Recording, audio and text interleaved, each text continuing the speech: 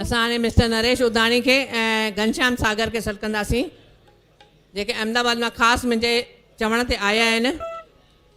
ऐं मिस्टर घनश्याम सागर जेके आहिनि वरदान पिक्चर जिन बि ॾिठी हूंदी उन्हनि जा स्टोरी राइटर आहिनि।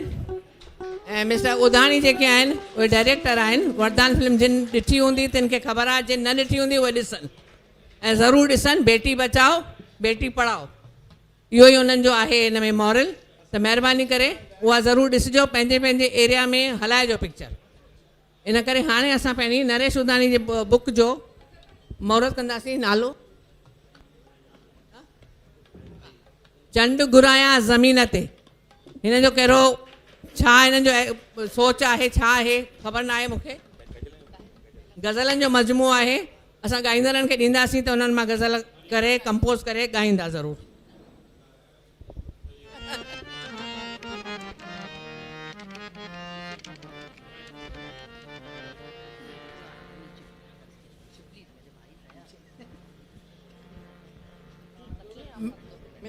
मिस्टर नरेश उदाणी जो तख़लस आहे मासूम। हिन मासूम पिक्चर पहिरीं कढी हुई, तॾहिं खां इहो ई तख़लस करे छॾियो अथई। ऐं हीउ पहिरियों माण्हू आहे जंहिं 5 सिंधी फिल्मूं ठाहियूं आहिनि ऐं 5 ई मशहूरु थियूं आहिनि ऐं हिट वयूं आहिनि। सभिनी में पहिरीं वरदान बि हिट वई आहे। जिन न ॾिठी हुजे महिरबानी करे उहे पंहिंजे पंहिंजे एरिया में हलाए करे ॾिसिजो ज़रूरु।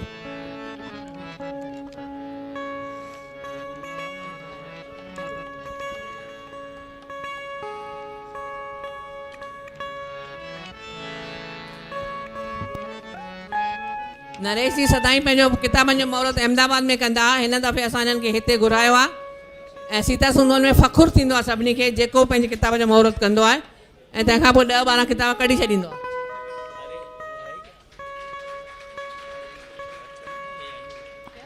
हीअ किताब अरेबिक सिंधी में बि आहे ऐं देवनागरी में बि आहे, जीअं माण्हुनि खे तकलीफ़ न थिए पढ़ण में।